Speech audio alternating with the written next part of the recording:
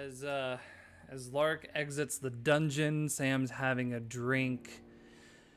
Dusk, I'm sorry, you just cannot get sleep this morning. You hear conversation. Hey, stop. Stop, what? You're not. I said stop. You hear Rourke yelling at someone. You can't go up there.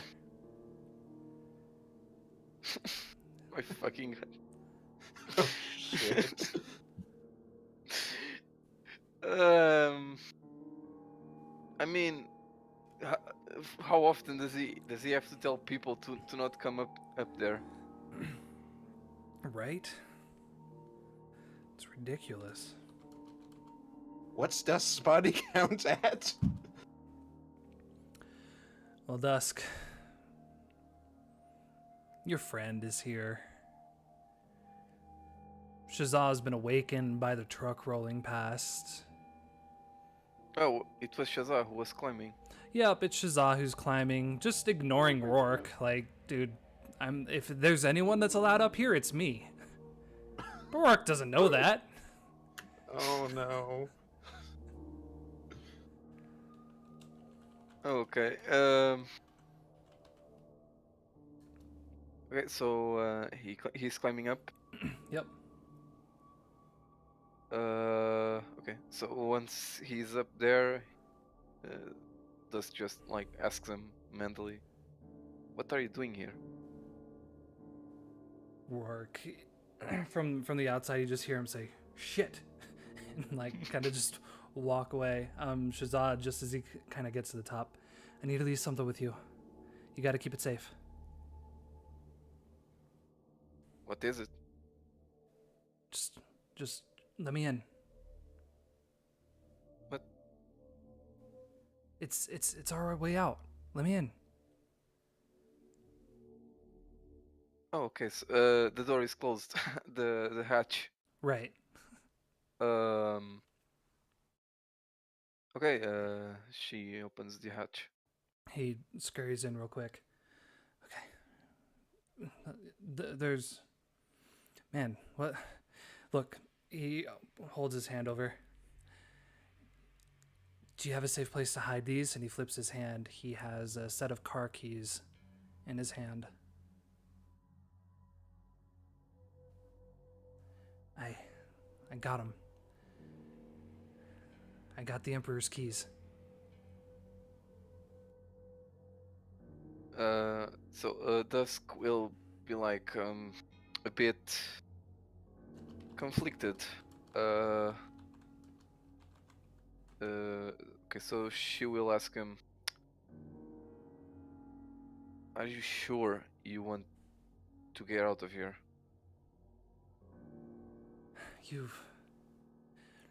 Did you see that truck come in? Dusk, this isn't a safe place. We have to get as far away from here as we can. I've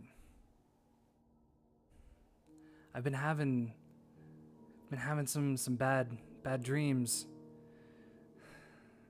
We just look. I know what you saw. That's what I want too. We have to get out of here. There's nothing for us here. We can drive as far away as we want. There's got to be another place. This can't be the only safe place out there. But there's nothing. You know what's coming. It's already here. You saw who. I don't know what was in that truck, but there's more of them, and they're on their way.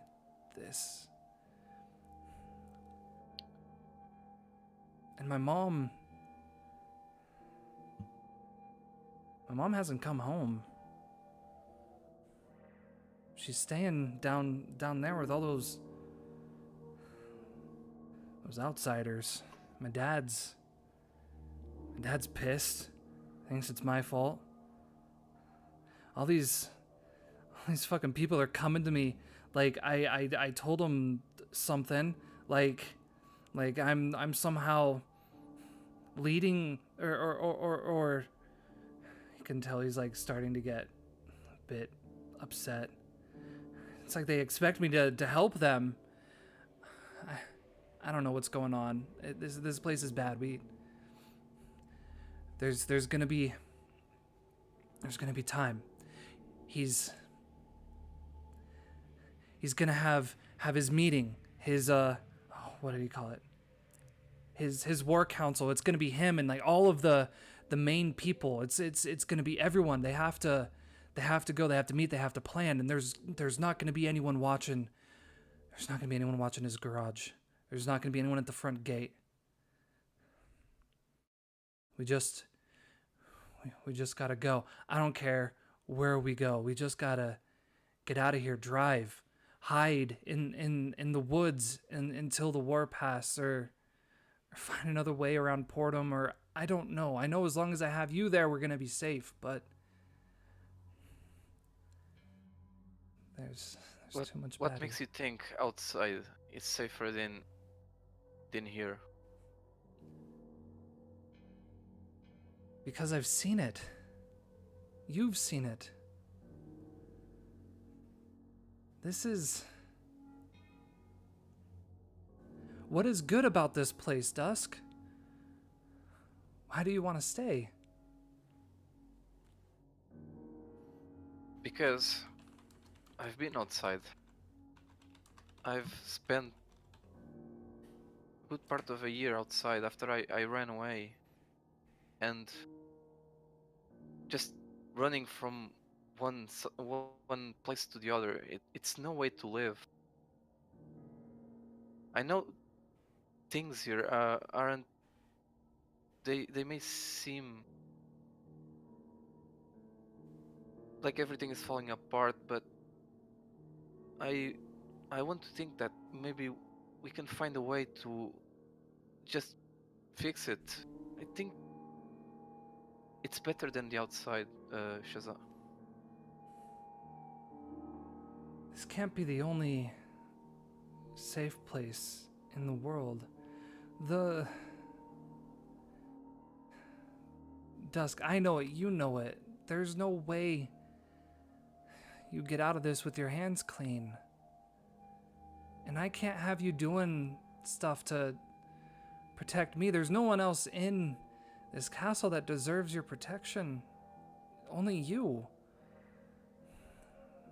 But you don't deserve that, to have to fight for them, to have to fight against them. It should just be us. Just us.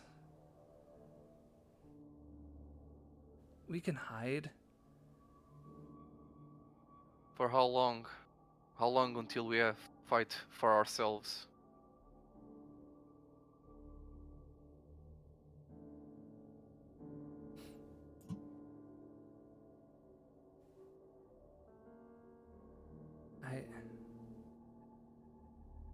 I can't stay, Dusk. I can't. There's something wrong with me. I don't know what it is, but I only feel at peace when I'm with you. I don't feel this urge. It's gross. It makes me feel gross.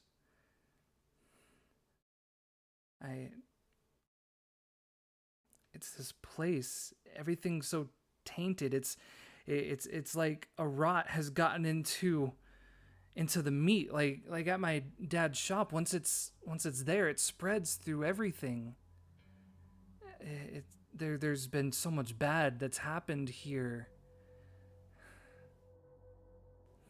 I don't want to be bad. You said you had put a part of yourself in the meat. The one that you fed me. It's that. I'm sorry. I just wanted to know. I wanted to know what you wanted.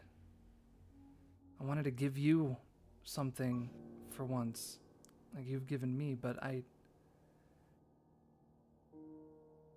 know it's wrong. I'm going to try and read the situation. Read a situation or read a person? Person. Yep. I That sounds guess good. I will do that. So I'll use my weird Mm-hmm. instead of just a character sheet.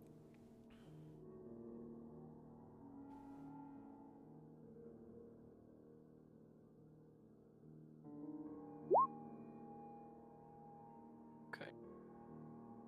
So it's just one question. Mm-hmm.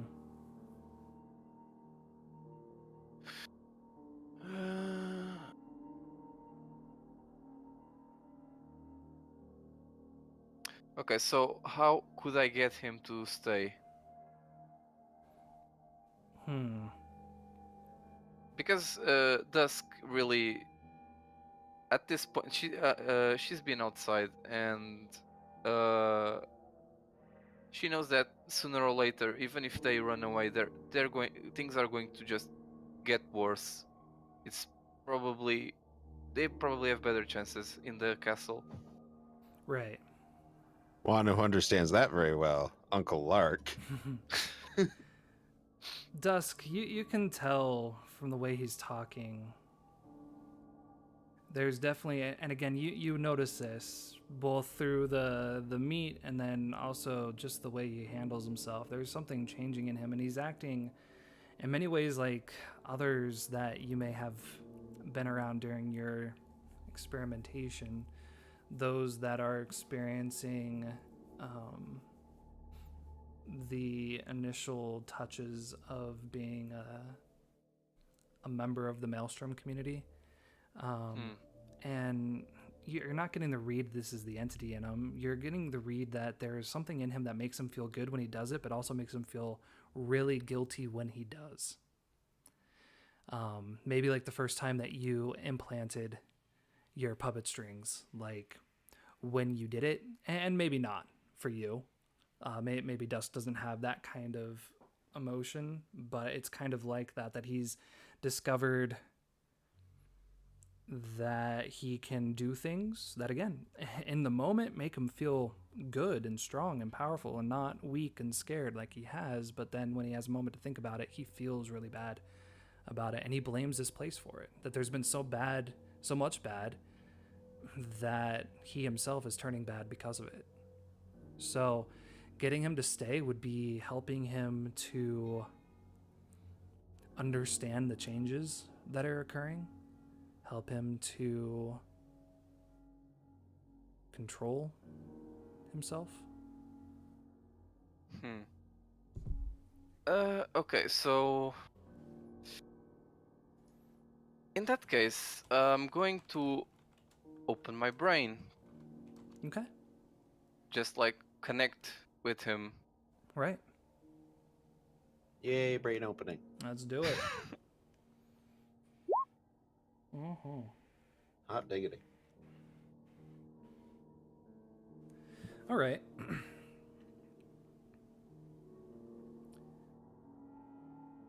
Let me think of a good way to show you what's going on here.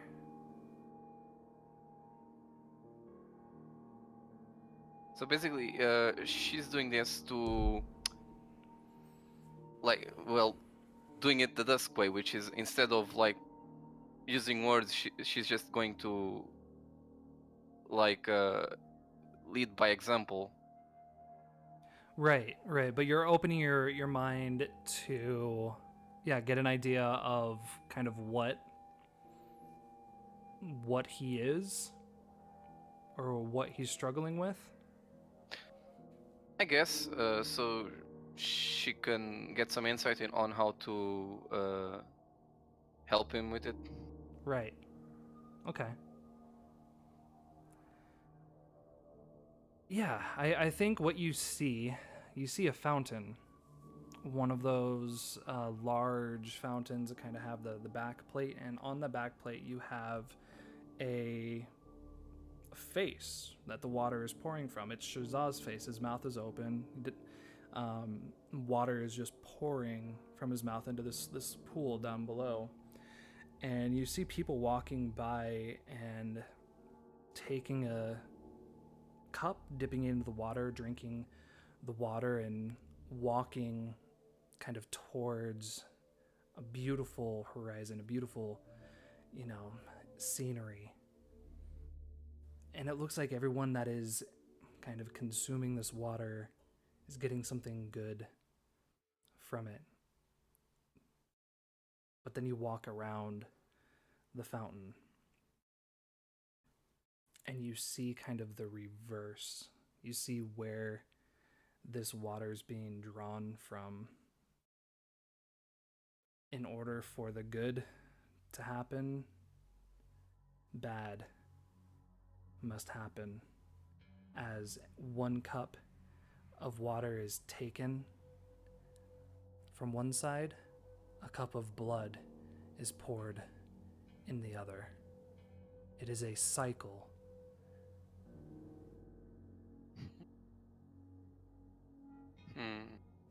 Okay.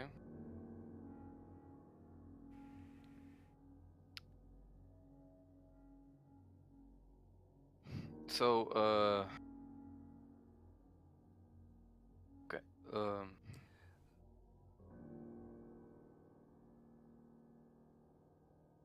Does Shazza react to this, or is it like just almost instantaneous and he barely notices? I think he tries to restrain from it. Like, he's worried about anything that has to do with the weird right now. Because again, it feels right now he's in the feels bad kind of motive. He might recognize, like, you're reading him, and there's a bit like he's even worried about what you're gonna see because he doesn't really fully understand it himself. So he might be showing a bit of hesitation, showing that he's a bit shy or worried that you are seeing the skeletons in his closet. Okay, so basically, Dusk has an idea that he's also developing powers. Right. You're basically. He seems to have a sense of insight, but in order for his insight to be accurate, bad things have to come. For dreams to become realities, nightmares must occur.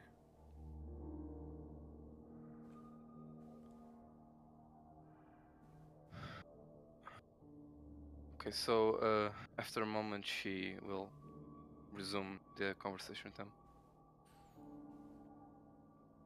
I see what you're going through. You don't have to hide it, Shazza. You know what I am.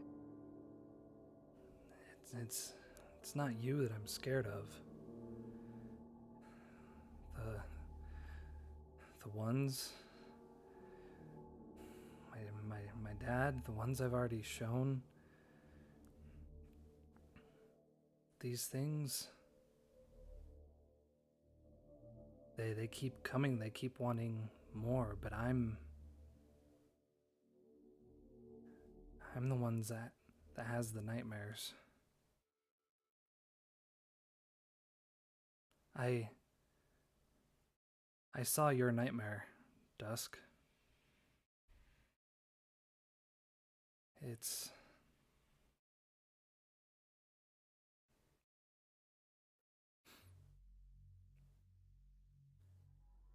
if we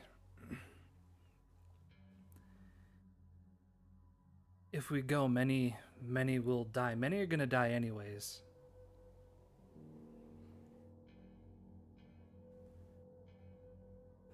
But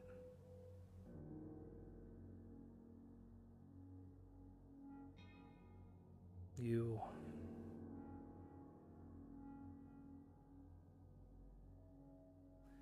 important. Since when have you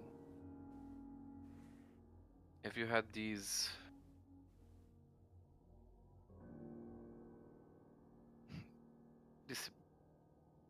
dreams? How do you see into the nightmares? It's the nightmares have been since the first time, the time when you said I had the black eyes. But the visions That's just started. That started when I woke up after what had happened in my room. But now with everything, if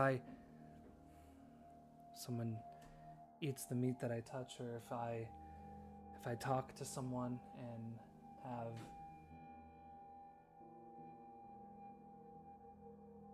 and have to give them advice or insight, I begin to have dreams about what will be caused. I'm not sure if they're true or not. And I'm not sure if the dreams are real, but there's something inside me that tells me they are. It reminds me of that man, you know, the one in my book, the one that's in that rolling chair. He puts that thing on his head, and he's able to talk to people, and he can provide them with advice, but he can also hurt them. It's like that. Except it's not them that's getting hurt, it's others. It's random. It's like the market. You want something, you buy it. There's a transaction that takes place. Shazza, if you leave the castle, it's not going to stop. You won't ask me for things. No one will ask me for things. It would just be us. I wouldn't have strangers coming, and they know. I don't know how they know. Yesterday alone, I had 3 people. I've never even seen them before. I don't know why they're here. Just came up. Hey, we've heard you have the right stuff. Let's get some of your meat, Shazza. No, not your father's. Some of yours. The stuff that you cut. Yeah, that's the stuff. Then stop cutting the meat. I can't. I don't know. I don't know how to. If I'm around it, I have to cut it. It's like an itch in the back of my skull that I can't get to. I can't quite scratch it. It's just it has to be done. It's like breathing.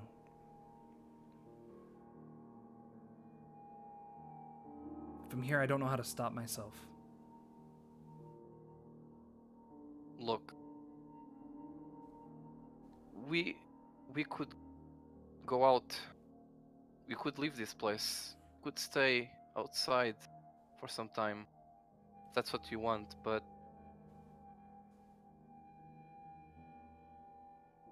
I just. Have you ever been outside, Shazza? You know I haven't. But I can't believe this place, this castle, is the only one out there. There has to be others. There are others, but they're not quite as safe as this one. What is safe about it, though? The Legion? Do you trust them? The Emperor?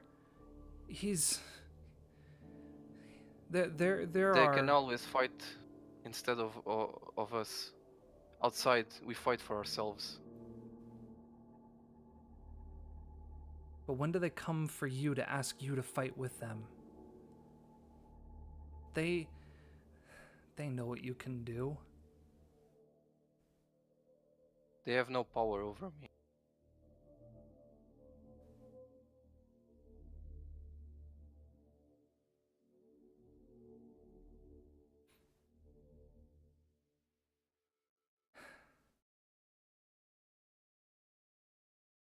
Kind of just sits for a moment, listening. And they do not have power over you either. I don't have power over me. That's it. That's it, Dusk. That thing that you can do. That's all you have to do. Just put that in my mind. Put your command in my mind. Force me to stop doing these things. Then I'll stop. That's what needs to happen. Kind of gets to his knees. Please, that's all that needs to happen, Dusk. You can stop me from doing this. Just like you did with Rothschild. Just like you did with Drag. You can do that to me too.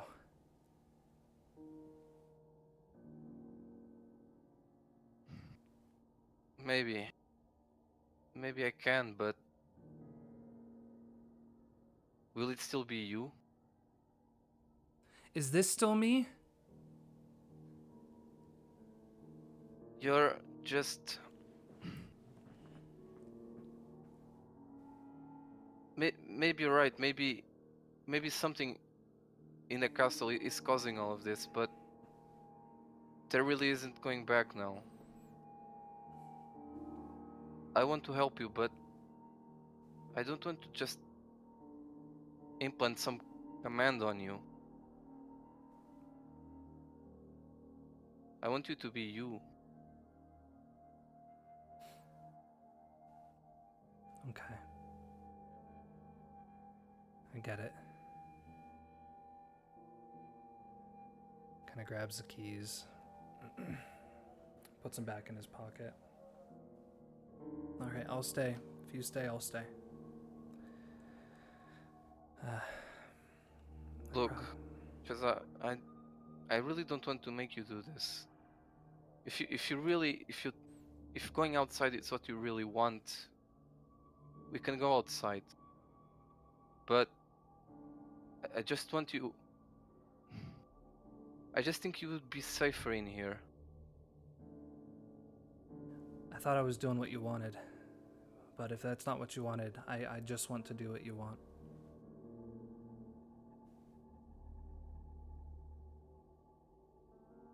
Just that the outside...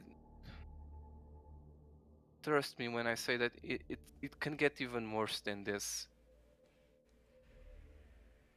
And I know I haven't been outside for that long, but in the short time that I have and what I've seen, it's not pretty, Shazza.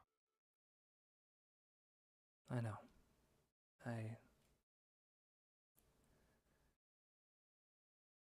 At least here we have some kind of safety net. I don't really know how to explain it. I know that the Legion, they're not entirely trustworthy, but I can always just, even if they don't do as they're supposed to do, I can make them. But We'll you be shouldn't safer have in. to. I'm okay with it. Don't worry.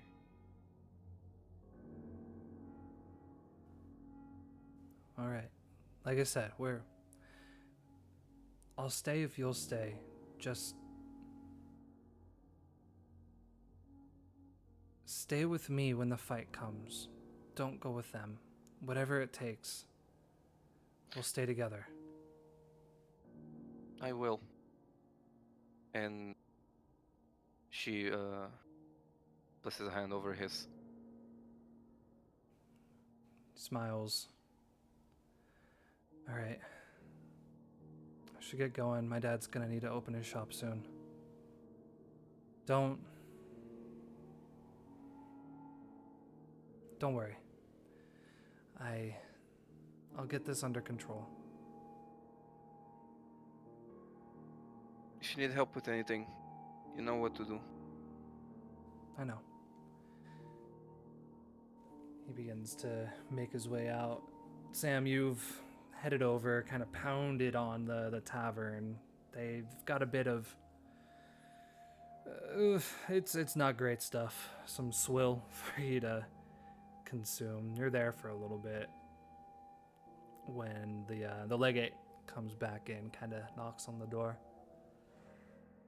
Sam, the Emperor is ready to see you now. If we got some better stuff inside, if you don't mind following me. Your friend, she can stay here. You heard him. And she's just gonna pat her back and say, "Hold down the fort, will you?" Kryn kind of just leans back, puts her feet up on the table. There's like probably 2 or 3 passed out guys over and just looks around. Yeah, I'll be here when you get back. You better. And there's a hint where that's not a joke. Oh yeah. Yeah, she like there's that shudder in her shoulders. Like, yep, I get it. Mm-hmm. And Sam walks out of the tavern, and as she's walking, she takes off the gas mask helmet combo and lets her hair down, and seems to dump something out of it real quick. Shame. Well, shall we go? The legate kind of stops for a moment. Again, smiles and yes, let's continue on. As he kind of leads you to the front, and Lark, we'll cut back to you, but Lark, you probably see both Shazza coming down from the tower as well as Sam heading into the Emperor. So we'll see where you come in there. Yeah, so Sam the legate kind of walks with you towards the front entrance of the castle, opens both doors, and leads you inside, brings you to the set of double doors, kind of goes into the dining hall area, kind of looks over at your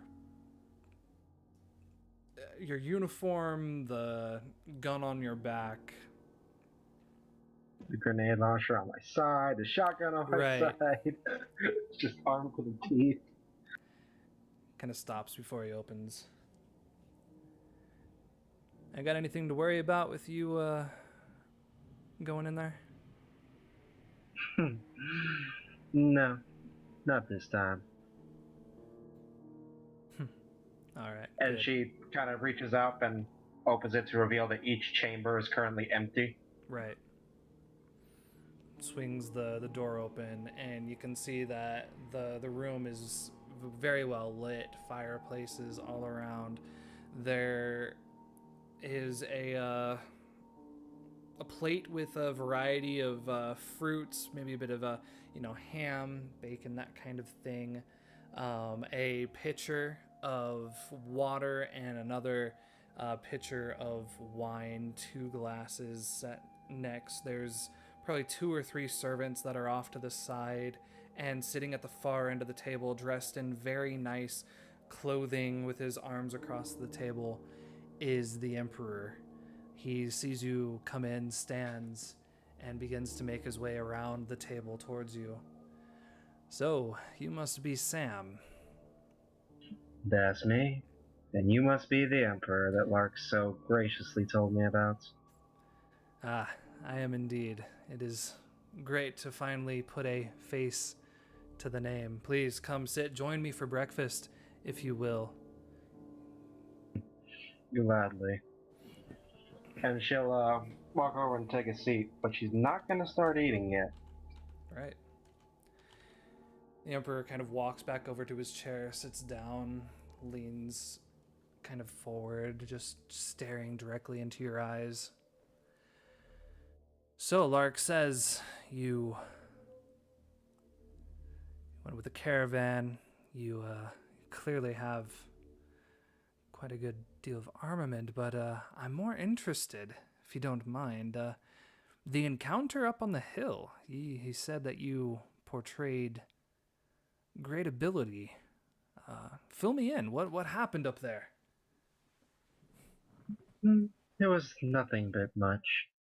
Just some random bandits planning to raid that little encampment that you sent us to go send the caravan to, which by the way, I'm not sure if you know, is collapsed now.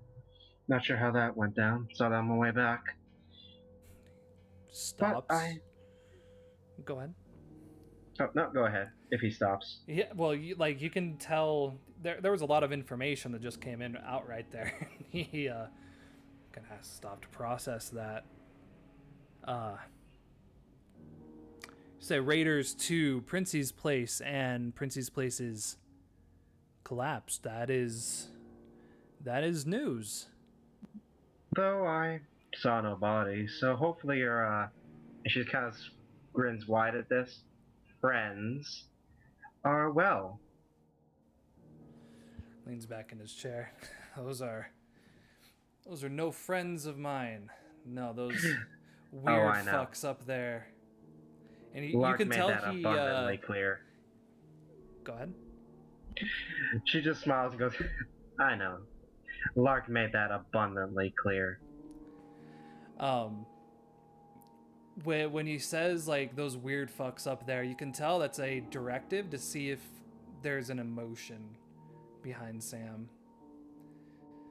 It'd be nice if they all just died in that collapse. Just keeping the exact same face. Kind of leans. Huh. Guess that puts them on hold for a bit. That's good. So, And after that, I acquired what I could from those bandits and made my way here.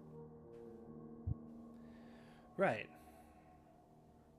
That's good. Leggett informed me you have a decent supply of goods as well. That is certainly useful, and we are grateful for you to offer that. Well, but you know, after what I saw out there, you're gonna need it. And the smile just slowly starts to fade. what did you see exactly? Let's see, do you perchance remember where the Sentinel came from? And she starts leans on the table. Where was that marvelous place again? Portum? Marvelous? It's a parking lot now. I see. And why is it you believe that? It seems it's on fire. I haven't had a report quite yet. Why do you think you haven't gotten a report yet? Because it takes time for vehicles to travel down the path and return. Well, let me ask you this. Why have you not gotten a report when I've been there, drove by, and yet I'm here now? You've been by Portum? I took a quick drive-by. Are you, just to get clarity, Sam, are you still talking about Princey's Place, or are you talking about... No, I am specifically talking about Portum. She's bluffing. Right, okay. Just wanted to make sure. No, she's just bluffing at this moment. From what she knows, but she also kind of knows for a fact that, yeah, it's going to be a parking lot.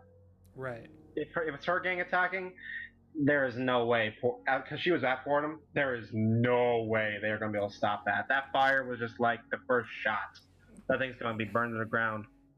So, the Emperor knows this valley fairly well, and you came in through the northern gate, whereas Portum's to the south. So I guess, is there a purpose behind your lie? I'm trying to see if we're trying to manipulate him or not. She's more testing him right now. See how well his information network actually holds. Right. Because she has plans for this place, but if it's not solid, well, she's going to have to find things to fix, won't she? Mm-hmm. So that's what she's testing right now. Kind of listens to this. You make that trip just in that truck of yours? Well, I have another vehicle on standby, which I'll be going back to retrieve shortly. Much better than that rinkety old piece of crap out there. Can it fly? Depends on how much gas you put in it. Unless you got something that can actually take to the skies, why are you bullshitting me?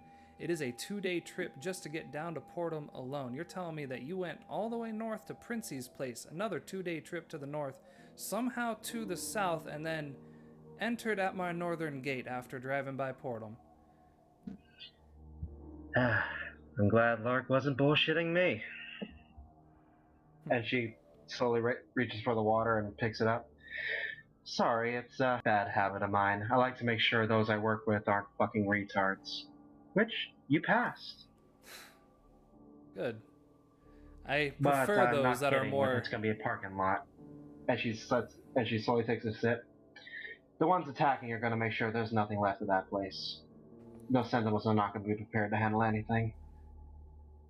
How do you know who's attacking? Simple. I'm sure your little friend out there told you about the little trader I brought along with me. One of the raiders. The raiders are tied to the group that's attacking Fordham right now. And in my many, many travels out in the wilderness, I've grown quite accustomed to that group. I know what they're capable of. I'm traveling with the knights down there and making my own start in Fordham. It makes me pretty clear that that place is going to be razed to the ground in about 3 more days at the max. That group got a name? None that I care to learn. I tend to try and survive rather than ask names. You don't know much about me, which is fine, but I spent a lot of time down in the lowlands before I became the proprietor of this estate. You're telling me that there's an army growing down in the valley that threatens my walls. I'd like to get as much information as I can. I'm willing to give all I can, and I'm sure my friend out there, who we left behind, is gladly to give you actually even more. I'm sure I can persuade them to talk. It's not hard.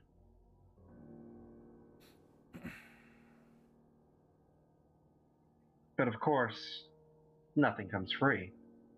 As a ruler of these walls, you must know that all too well. Of course, barter's a way of life up here. Gotta have some semblance of culture. Can't all be ravaged dogs. It's enough of that out in the wilds.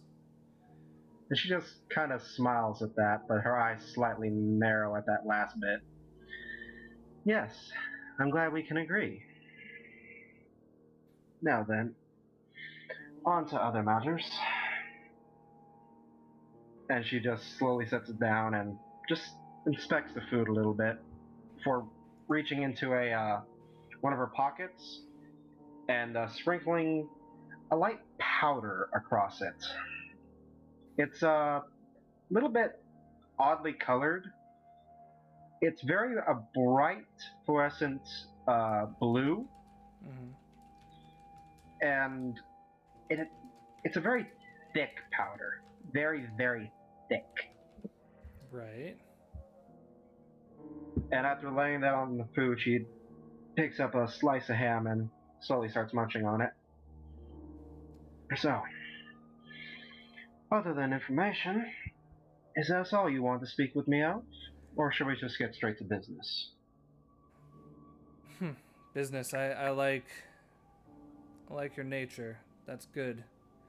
Yeah, well, you know what we have going on here. You apparently are familiar with the enemies to our south, and it seems you've seen the enemies to the north. There's too much.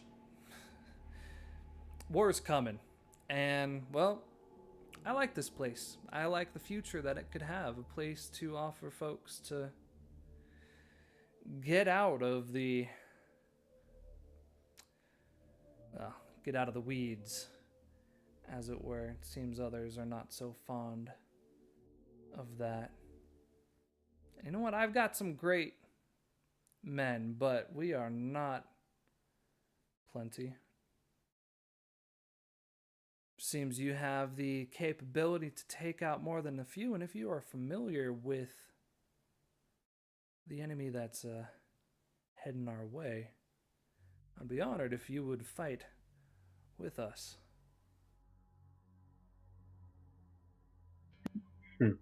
I see.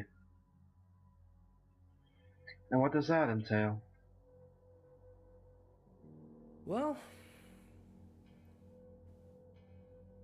of course, any information you can provide about this group in the south would be great. Beyond that, while I cannot, unfortunately, I can't supply you with gear of your stature. We don't have the capability of making ammo ourselves, which is why our men are forced to deal with more standard basic weapons. I have contacts. I know of places where you can find you ammo. I know of people that can find you whatever you might need. So if you're willing to fight here, you would have access to my network. I like to keep my friends close. You see, there's not enough honest people in this world. There's a lot that like to hide behind their masks. I know if it bleeds, I can kill it. If it shines, I can take it.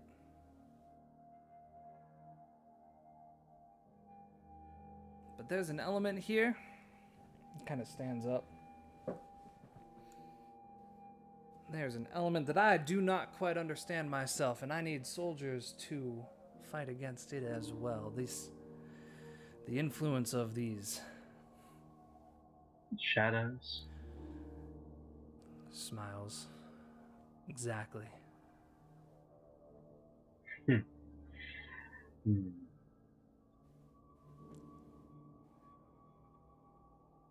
What do you know about shadows, Sam? They like to try and toy and reach what they cannot touch. They lie, they cheat, they do whatever they can. Hiding in the darkness, all the while. All behind a smiling, mustached face. And she reaches for the wine. He tried to talk to you, didn't he? Lark. He has that way about him. Just trying to get his hands and his thoughts inside every single person he possibly can. He tried to pray with you? He tried so many things. He does. Can't seem to... He tried so hard, I almost blew his face off. Oh. You didn't tell me that part. I'm sure he doesn't care to remember that part. Told me to be scared of you. Kind of walks a bit closer. I don't see anything to fear here. You don't hide behind any shadows or false things. You are who you are. I can appreciate that. That may be true. It's still probably not best to not show a little fear. And she just kind of slowly raises her thing with a dark smile. For even those of the most honest can be truly the most terrifying of beasts when angered. So, a little bit of caution never hurt anyone. At least that's how I've learned in my line of work. Right. I'm not saying I'll let you watch me sleep, but I can understand what your motivations might be. Something you're always looking for. Tell me, Sam, what is it? What are you looking for?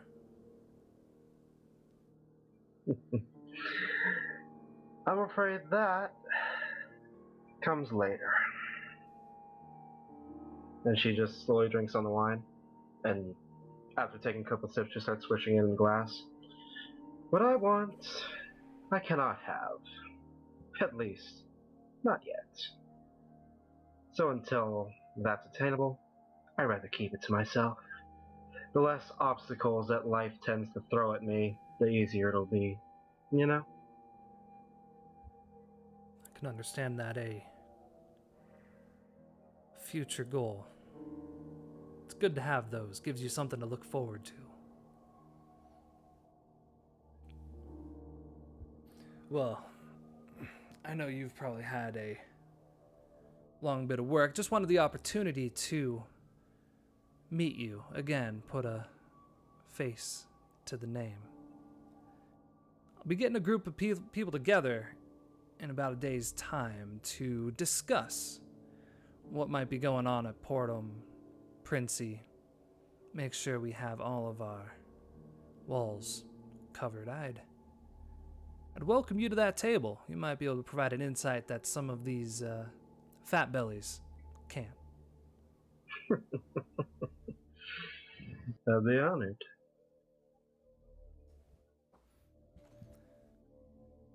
Now then. And she slowly stands up and takes off the glove to reveal her actually kind of soft feminine hands and holds it out. May we have a great future. He walks up, shakes it, not very firmly. He has strength, but yeah, not like the legate. Just smiles. I look forward to future conversations. I think there's a lot you can bring to the table. Oh, I hope so. Well then. Until then, yes? Until then. Well then. And she picks up the plate and just says, "You mind?" Please. Take it. Take the wine too if you wish. I'm fine. I've never been too much of a drinker myself. And she says, but it was truly an excellent vintage. Now It then, was. until then. And she just starts walking out with the plate. Right?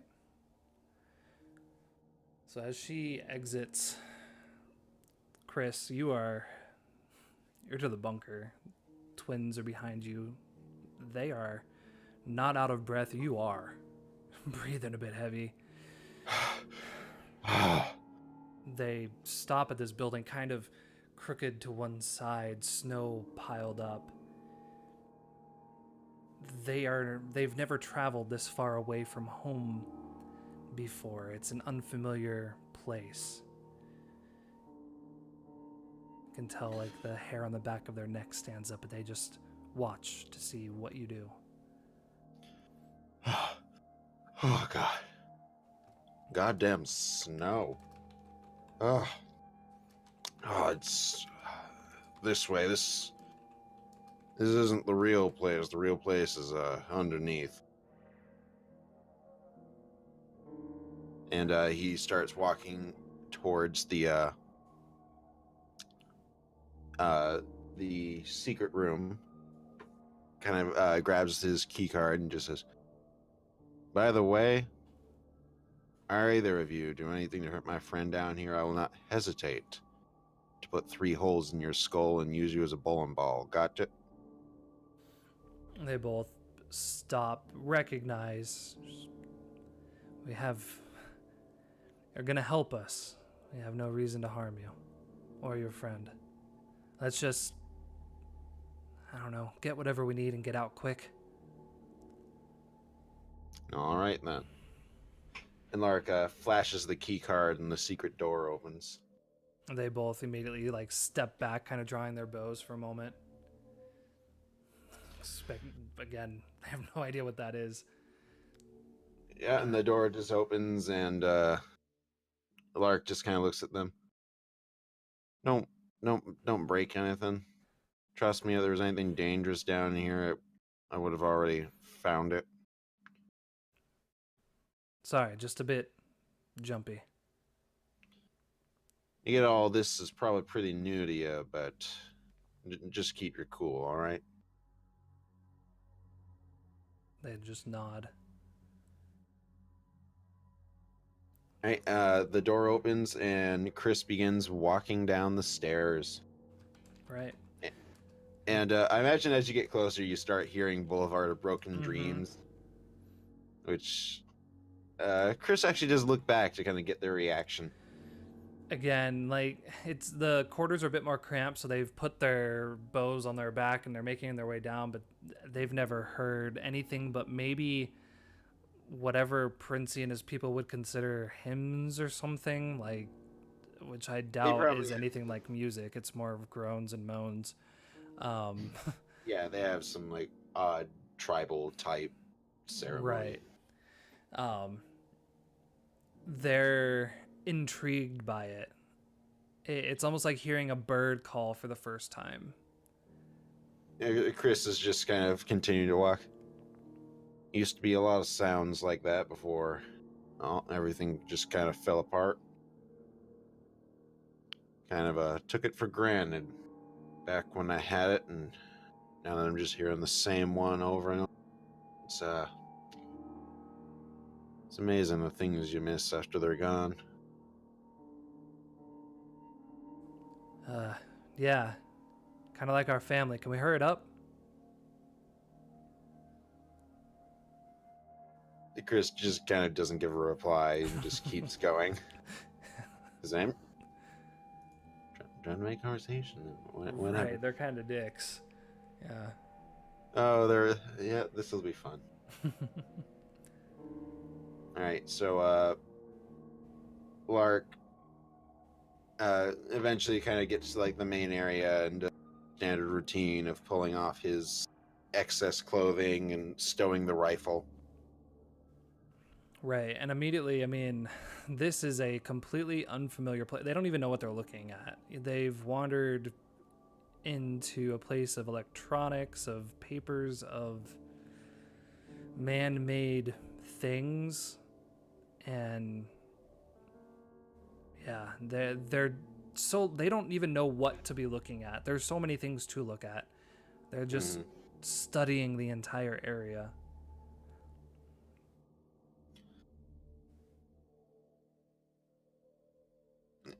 Chris kind of just lets them look for a sec. He's like, all right, follow me. And he makes a point to go by the room with all of the notes he has. Mm-hmm. And as he passes that room, he stops, and I don't know if it means much to you two, but this is what I wanted to show Princey. Talks about all the horrible things that happened here. Well, back in my time, anyway. Yeah. And then he kind of slowly keeps moving, but he does that thing again to see how they're reacting to everything. Again, it just looks like a bunch of papers, and it's not clear that they know how to read. Mm-hmm. I imagine the only one that's actually literate would be Princey, since he had to read the brochures and everything. Right. And he's probably the only one that ever read them. So Chris keeps walking, and he walks into the isolation chamber room. Right. And he just says, damn, I must have moved them. Stay here, I'm gonna go get the explosives. No need to have you follow me.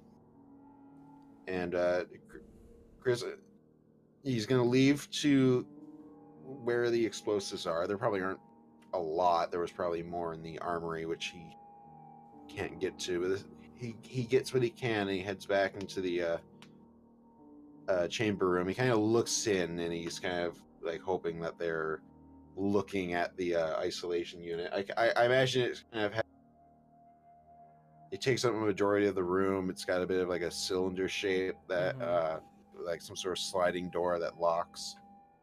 Right. Yeah, they don't know what it is. They don't really have a point of reference to even relate it to anything. Mm-hmm.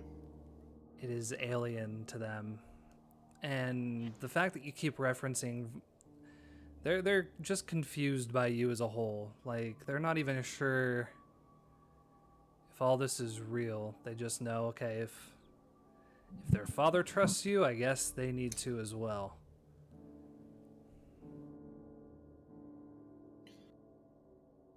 Oh boy, I think Chris is going to read a situation. Okay. Because he has an opportunity to do a thing. Right. but there's reason for him to think now might not be the best time. Sure. Let's read that situation. Okay. Why do I keep making sharp rolls with a character with no sharp modifier? Oh no. For the Excellent. same reason I try to Chris drive a has car cool. missed on every single sharp roll, I believe. Except for the lore one at the beginning. That Oh, okay. I mean, no one ever said he was sharp. Ask one, but be prepared for the worst. okay. Oh.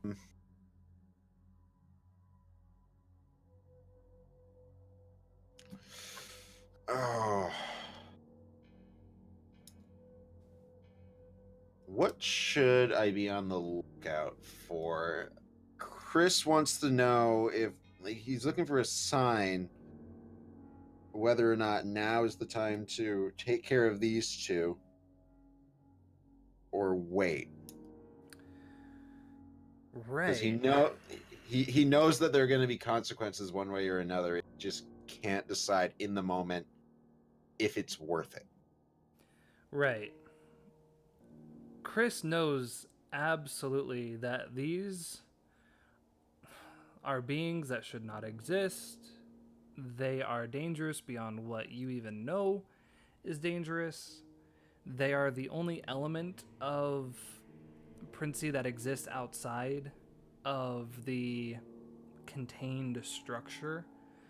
So if his motive was to take out this element of the weird, now is absolutely the time. You have them in a place where they trust you for a moment. They have their bows to their back. And again,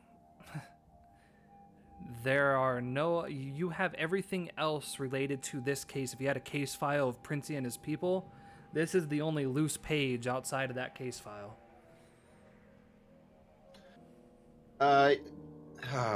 Yep. Chris waits for them to both be in the actual chamber, and then he hits the button. All right. Let's do that. So let me pull up your thing here.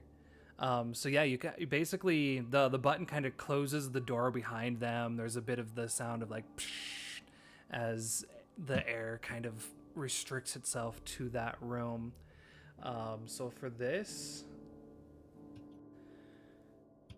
let's see. What do you roll? Do you still roll weird? No, you roll sharp. Yes, you roll sharp instead of weird. Goody. Here we go again. You brought someone into stasis. Yep. So what can go wrong?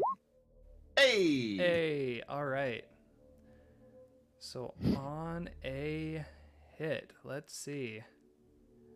I have to pull up the right notes here. When you're able to use something for, yeah, we're already doing that. They're already in the augury. Choose one. Okay. So which one are you choosing? You have reach through the world psychic maelstrom to something or someone connected to it, isolate or protect a person or thing from the world psychic maelstrom, isolate or contain a fragment of the world psychic maelstrom itself, insert information into the world psychic maelstrom, or open a window into the world psychic maelstrom.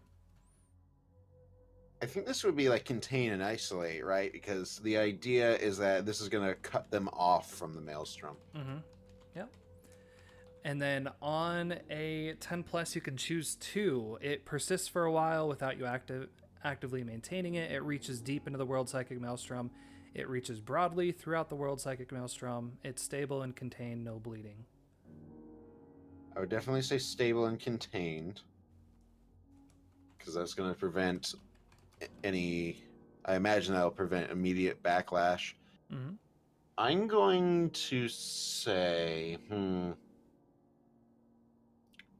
let's see, do I want broadly or reaches deep? I'm trying to think of what would make the most sense. They are touched, not catalysts. So I'd say perhaps it reaches it reaches broadly. Right. Because they are touched beyond what a normal touch should be, but they're still only touch. They're still only the first stage.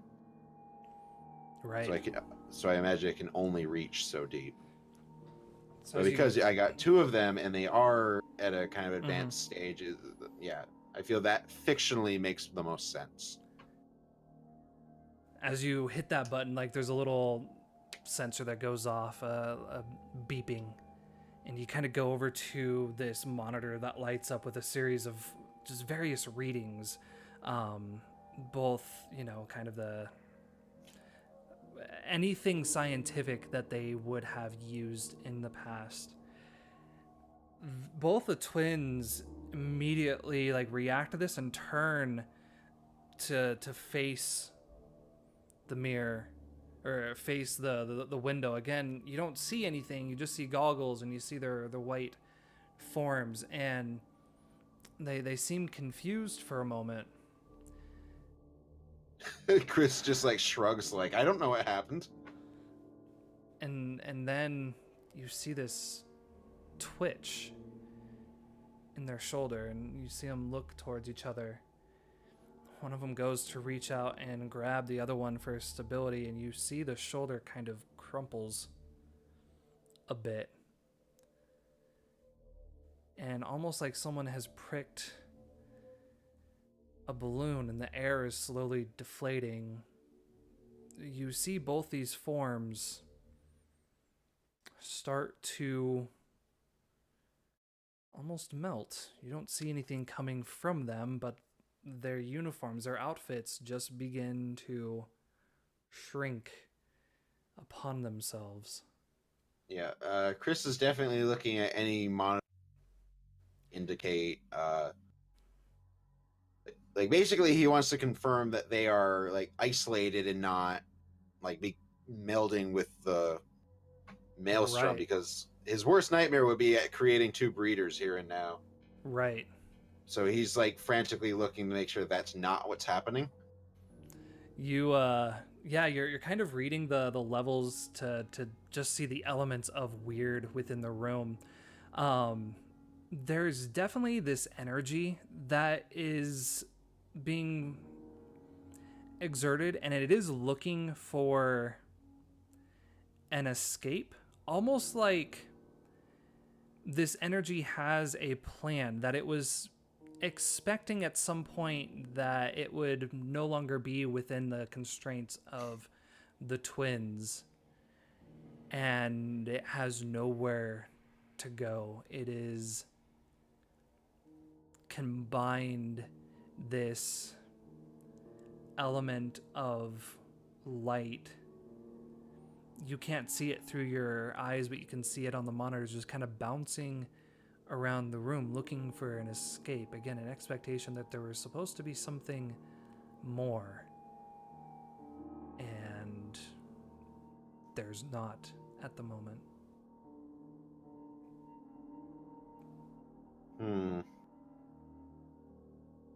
But there's still something in there. There is.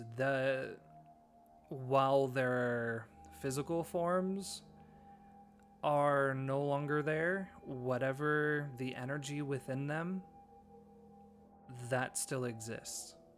It's as if their souls have escaped and are now searching for their way out. But you can actually read it. It's not a metaphysical thing. It is an actual energy that now exists within the room. Okay. So Chris kind of looking at that, just, that's a bit different. He kind of he doesn't know what to do now. He's Right.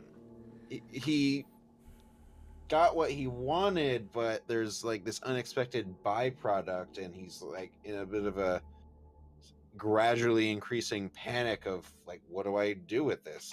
What can I put it in something? Like, There's is it someone safe to behind let you, it out? Chris. Someone else is watching this. You're not alone in this hallway.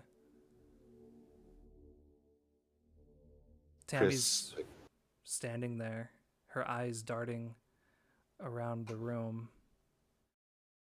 Tanny can see the energy that you can't.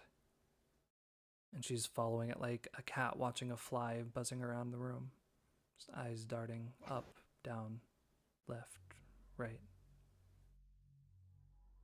Chris kind of looks between her and the isolation chamber. He's probably looking on whatever monitor indicating the presence of this energy. He just, Tammy, you can see this. No response, just watching, just staring.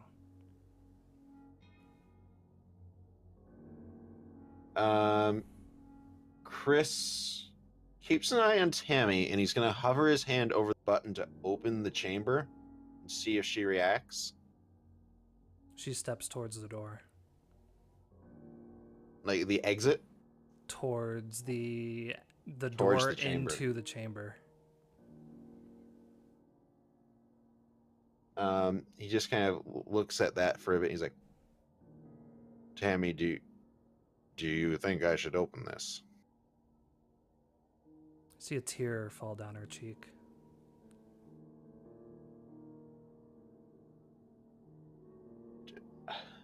He's like, I'm going to read a person. Yep. Here we go. Sharp all day, every day. Excellent.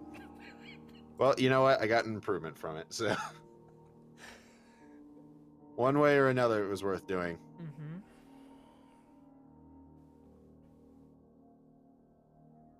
Okay.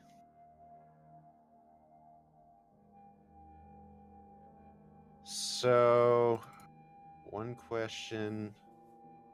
What is Tammy really feeling? Like, Chris really wants to know. Oh, what is Tammy really feeling at this moment?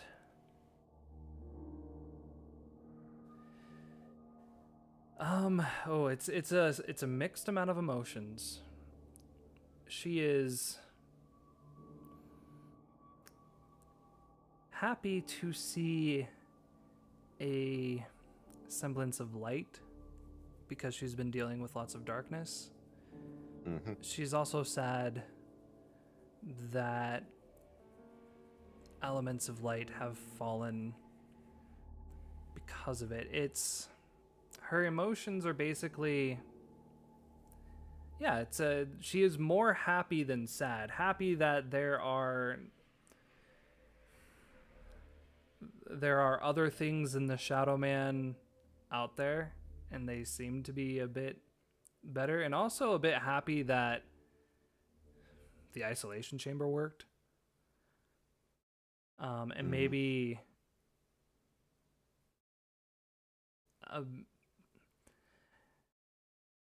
I think deep, you can tell like there's a part of her that just wonders if this is what fixes her.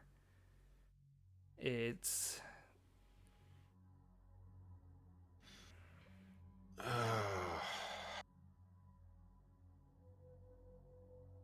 Chris just kind of looks at the button again. I'm just saying right now, I'm taking the +1 sharp improvement because I'm like, this. I need all the help I can get with these sharp rolls. They're not going well. as your hand kind of starts to hesitate over the button, you see Tammy staring, and immediately her reaction just turns to the hallway, and you hesitate for a moment, and you start to hear beep, beep, beep. Your favorite radar starts beeping again. Oh, son of a bitch. And Chris hurries over to the radar. The area that those birds collapsed into, it's coming from there.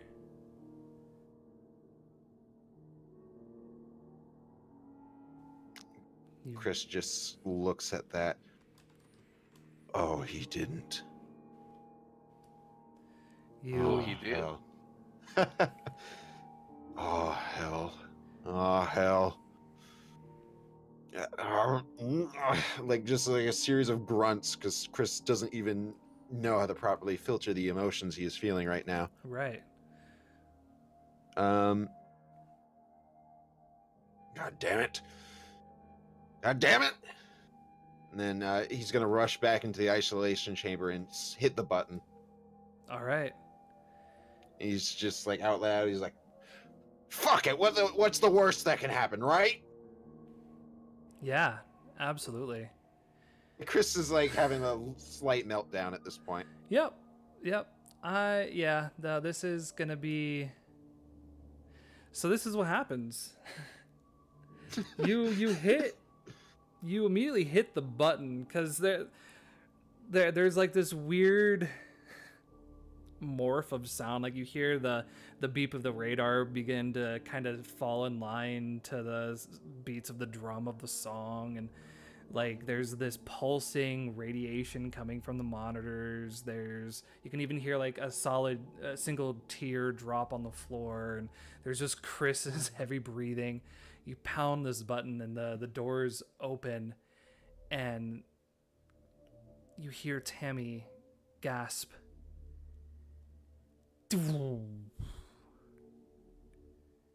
The entire place goes dark and silent. Except for just Chris shouting, "Well, ain't that fucking great?" just the darkness that you just that's all you get. And that's where we're going to end tonight's session. So just to recap, the twins. Oh, twins are gone. They melted. They deflated. I basically condensed the energy that they were composed of, apparently. The twins, now that they're whatever they are now, I'll tell you all after I wrap up the recording. We'll keep the audience guessing. I mean, if it's a spoiler, no, it's not a spoiler for you all. But again, let's keep the audience guessing. So, all right. Yeah, we'll wrap up here. Yeah. You hear that, folks? You gotta wait. You gotta wait. We will be back for the next episode. Be back next week. As always, thank you all for playing. Thanks everyone for watching. We will see you then, and may the breeders have give us good luck on our souls, because shit's going crazy. And hopefully, And if not, let's hope they bleed from bullets. That's right. I assure you they do not.